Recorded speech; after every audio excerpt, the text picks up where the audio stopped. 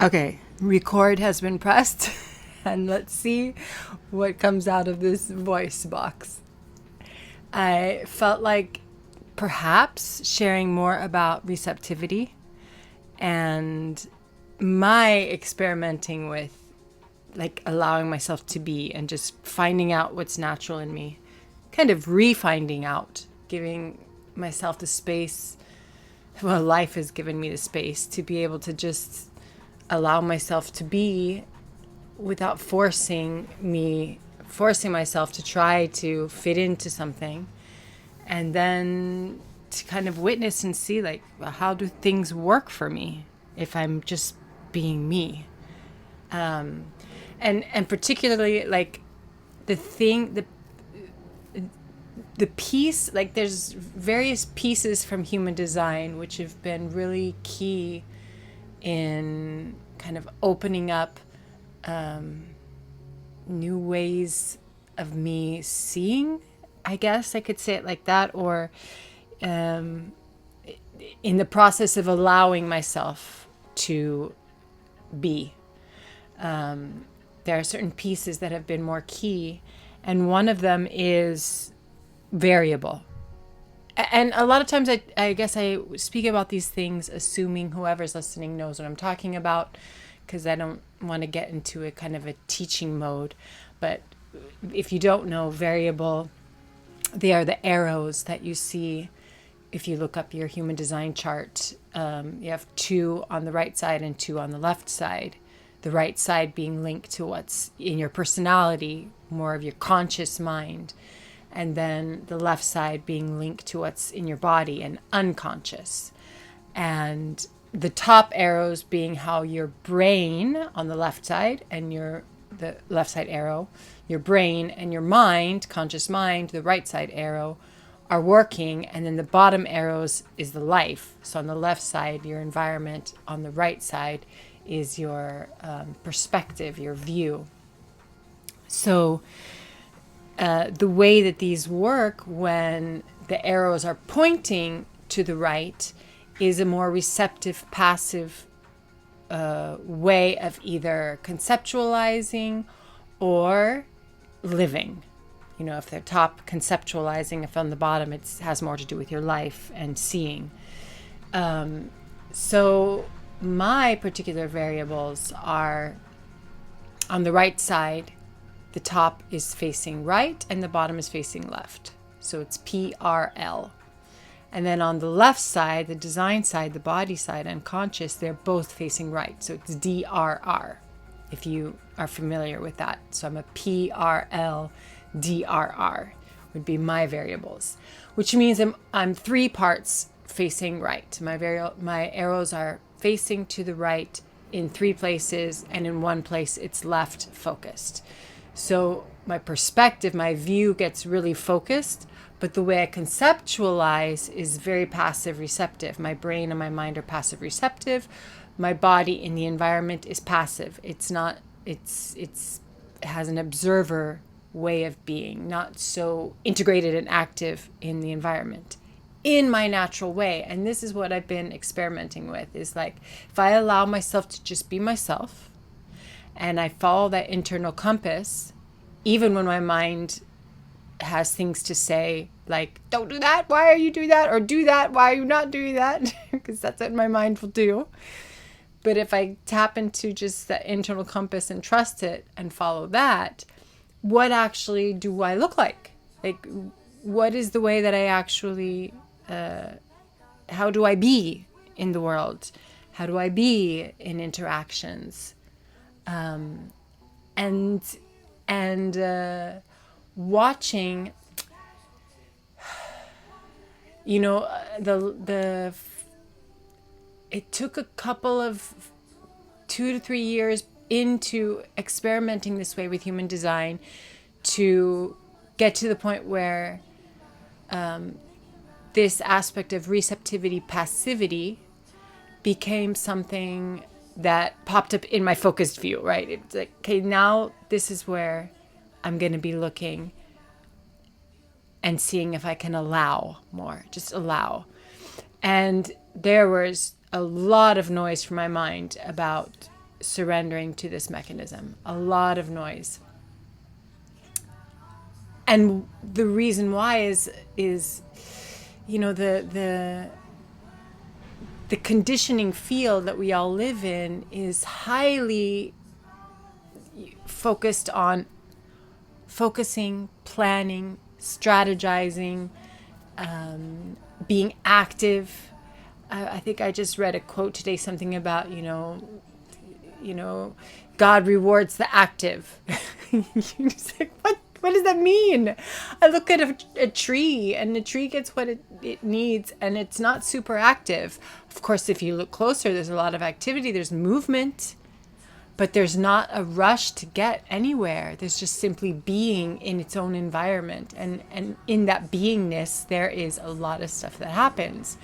It's just not flashy like, watching a tiger running, or, a cheetah running, or watching, I don't know, some magnificent, very active animal, which, by the way, spends a lot of time resting. I'll just, put that out. I don't know that there's too many animals except for little yappy dogs that can't seem to stay still.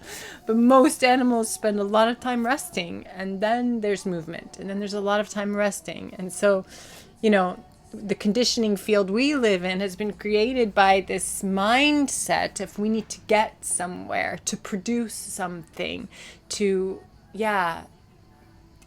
be productive, build something, whatever it is, create this, that, and the other. And there's so much falsity in that, so much delusion in that. But we grow up in this mindset that oftentimes, we don't question it. It's like set on the path, from the minute you're born, practically, if not, at least by the time you go to school. Everything, if you go to school in the normal school environments, they are set up in this way. They were built around creating productive members of this particular idea of society, right? So you have a fixed path, you plan and strategize, you make this happen by the time you're this and that, and and then the way you learn need to focus. You need to listen and focus and repeat and memorize. And, there's been change in that over the years, especially recently as we're mutating in terms of education. But, most of us in my age group grew up around, this is the way that you learn. This is the way that you work. This is the way that you do. This is the way you are in life.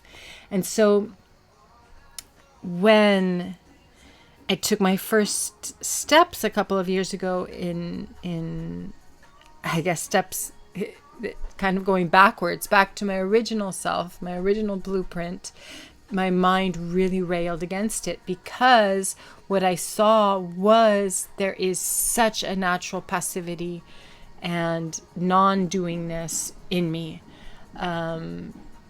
which I spent most of my life fighting against so that I could fit into this supposed way of doing things. And I was working particularly with a mentor who was helping me through, encouraging me to lean into the naturalness of me, the natural receptiveness, the natural receptivity, the natural passivity, and to watch it. And she was giving me the support to do that, and helping me deal with my mind's rioting against it. But little by little, it's kind of become the thing that I trust most.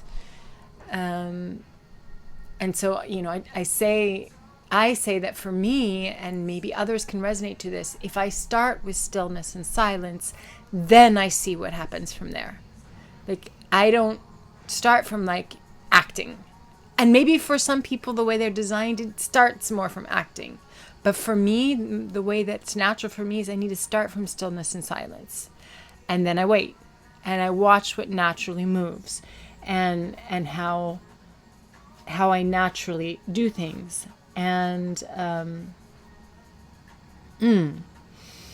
what a reversal of the way that I was trying to live for years, for decades, especially coming off the last couple of decades in my life where there was so much striving. Just, I was killing myself with all the striving and all the trying to be and do and arrive and get somewhere and, all of the things. That was really not a life for me. It was overwhelming for my particular beingness, the way that I am really designed to be. That was not the right environment for me. And I think about like how hyper involved and active I was in things, and where what's natural for me is to be so much like kind of distant from the lots of action and observing it more. So, naturally there's a distance between me and what's going on. That's the natural way for me to be. It's like, being on the other side of the fence post from things, kind of looking at it, feeling it from a bit of an apartness, a separateness.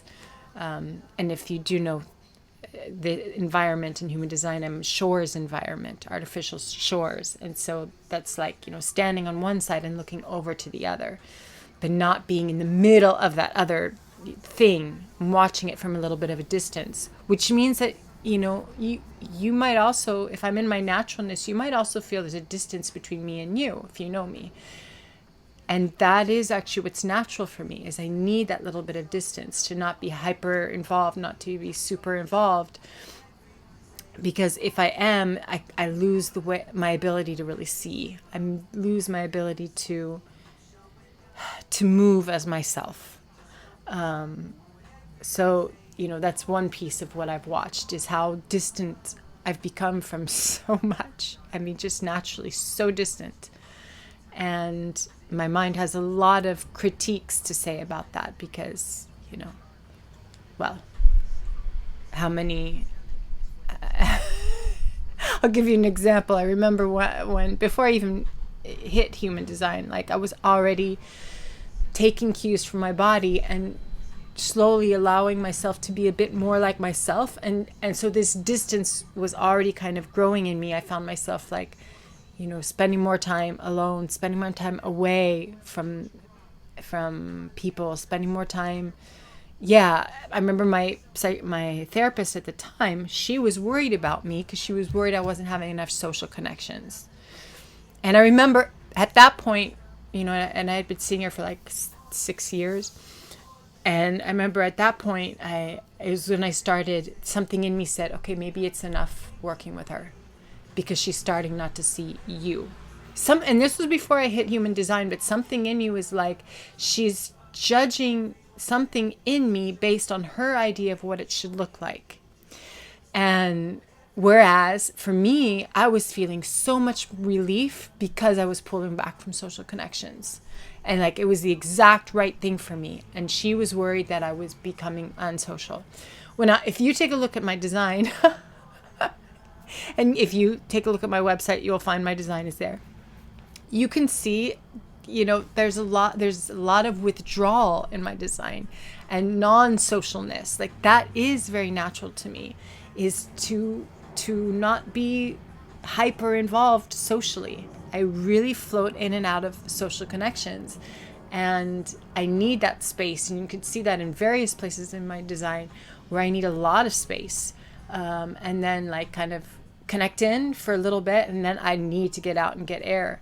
And I need a lot of, especially now, I need a lot of space because I think I'm really, detox is not really the word that I want to use, but yeah, my system is cleaning out from years and years and years of overstimulation and saturation. And so I need even more space right now. That probably will, even itself out a little bit, but in the future, and whatever that'll look like, who knows? But right now it looks like extreme social, space. But yeah, this is what my therapist said to me. And what's funny is after finding human design, it was like that resonated so much. I just knew, like, okay, my therapist wasn't really seeing me for a lot of the things that make me me, and was, trying to fit me in the box of what's accepted psychologically, in her terms of, what should be normal within normal ranges of things. And it didn't really make sense for me anymore. She had helped me a lot with certain things, but at that point it was like, you're not seeing me for me. And with human design, I could slowly start seeing, like, really how important that tearing away from, or pulling away from, social connections was for me. And to not be very available. And, that speaks to me as having a projector aura. It's like, is not the same availability as if you have a generator aura. That's much more available for connecting. Much more connecting, just in a fun, light, whatever way. No, that's not me. Intense. The word that people use a lot for someone like me as a projector. Intense. It's not like, it's just different, the way that I do connect. So the availability is a lot smaller, because I can't connect in that deep way so often, so much. I can only take, giving another example, like, when it was my birthday, I think I talked to 4 people on the phone, and then I was like, I'm done for a couple of days. Like, I can't talk to anybody for a couple of days. It's done. It's enough. And it's not like necessarily a conscious decision. I just watch myself how, like, there's no energy available for connecting anymore. And it took a couple days to kind of and then be able to connect again with somebody. So, this is just, when I say it's not about making a conscious decision about looking at my design and saying, like, okay, this is how I am, and now I'm going to be that. No, it's just letting myself be and then watching it. And so, that too, in the way that I conceptualize, the way that I take in information and process it and then put it back out again, looking, and again, I'm referring to the arrows, the variables on top, the brain and the mind, the unconscious brain system and the conscious mind, allowing myself to play more in that has been really enlightening and freeing and scary, because it's like living in a constant void of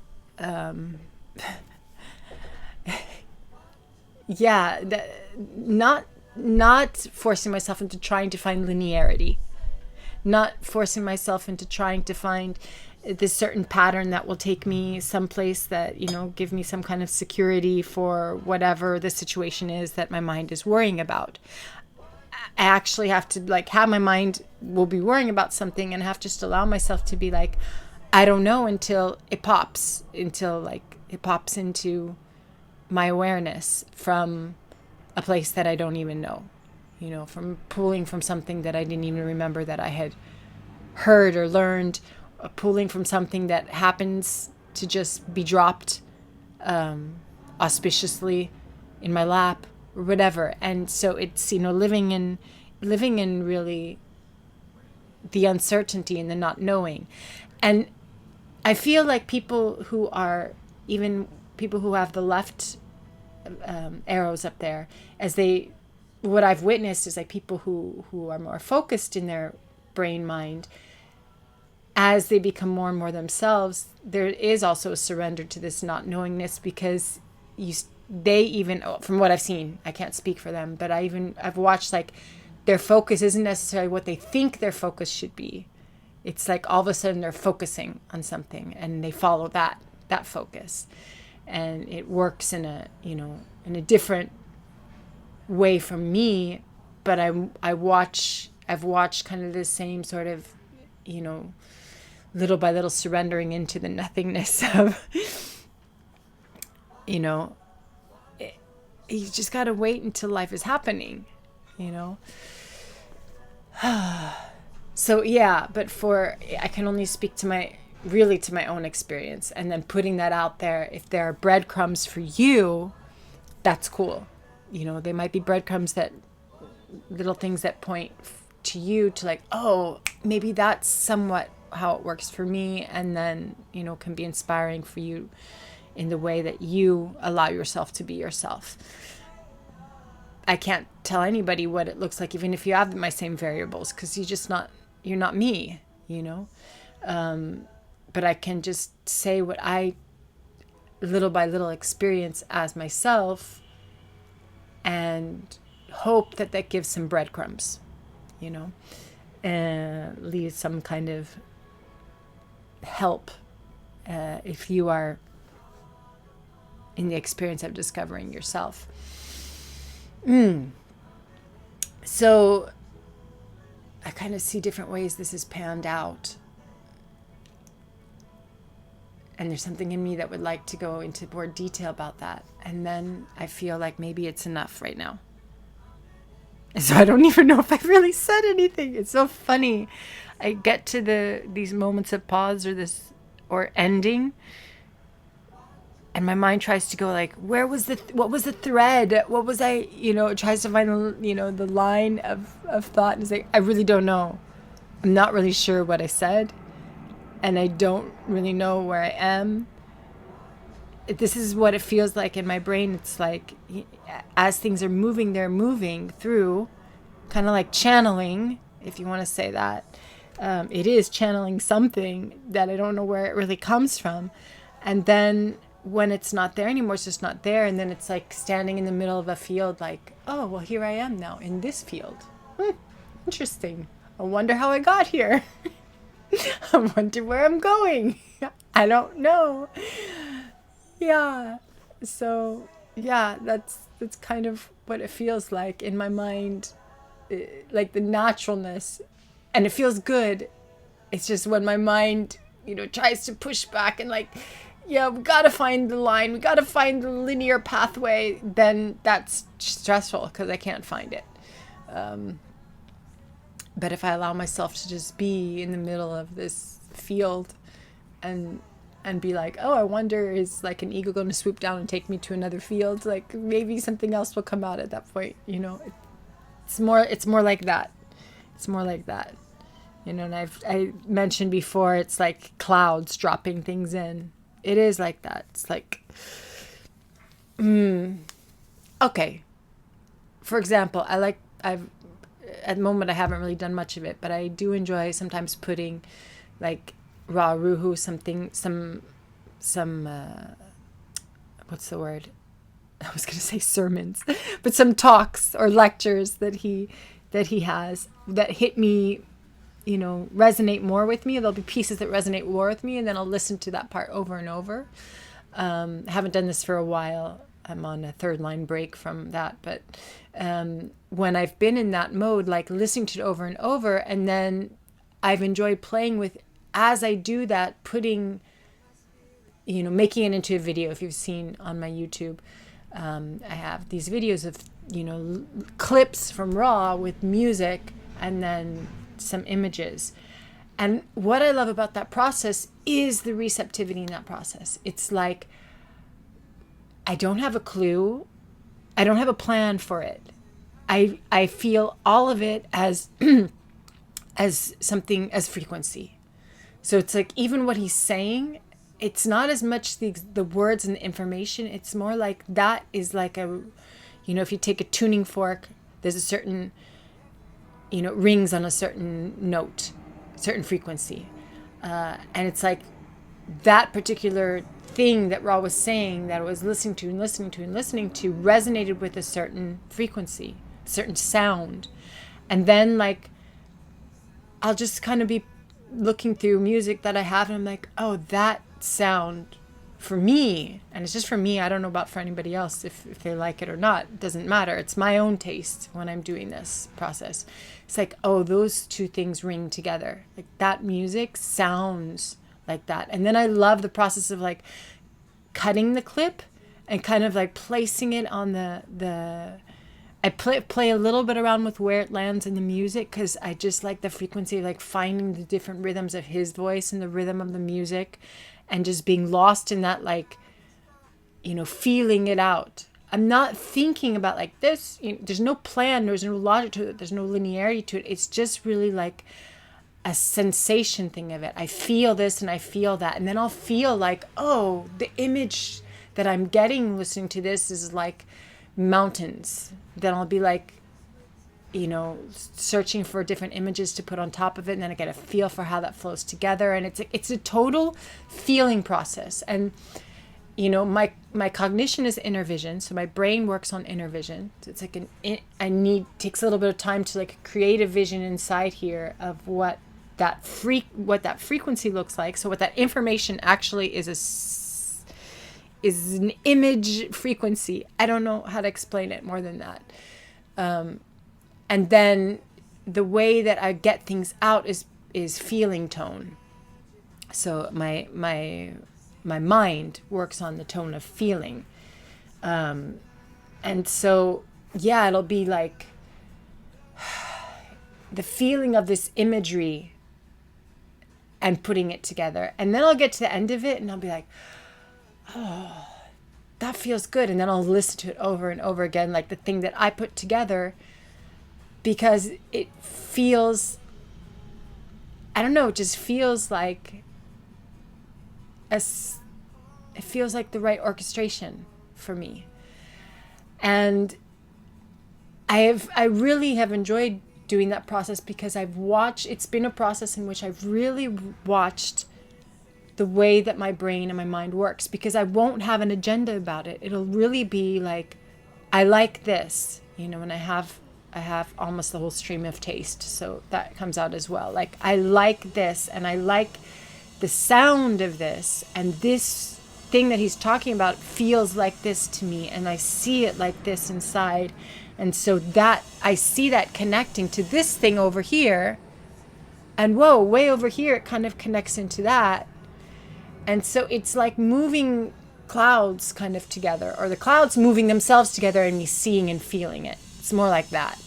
It's not following a linear planned process at all. And, I don't know if that helps as an example for somebody who has these variables, or, if you're focused and you can relate to this, I'd be curious about how that works out for you. But like, this is one place where I've really had fun just letting myself be, because really it comes down to that. It's like, I don't really see how I naturally work unless I leave myself alone and not I have to really not have an agenda. And my mind has been so trained, for decades to try to have an agenda, whatever it's about. And when I do try to have an agenda, that is when I go into real stress, real mental anxiety. Because then I'm trying to look for the linearity of things, and I'm looking for this. Now I'm looking for that. And I can't find. When I'm really looking for, I can't find. I go mentally blind. I feel lost, like stuck in a spiderweb.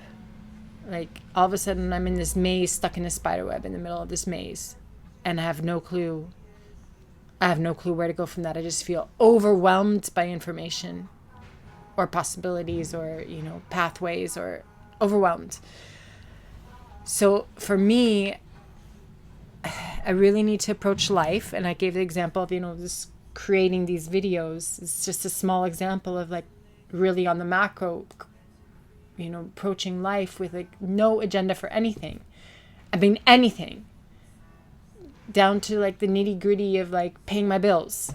What would be a to-do list for people? I throw away, I don't do to-do lists anymore. Maybe I'll go back to it at some point, it'll be necessary, but right now it's like to-do list doesn't make sense. It's like, for me, things need to just be dropped from a cloud when it's time. And in the meantime, I do need to work with my staying calm, even though my mind freaks out about it. Because my mind has learned this is how I work, but it's not fully convinced yet. Anyway, I'm going to leave it at that. If you resonate, drop me an email. Let me know if you want to. And that's it for now.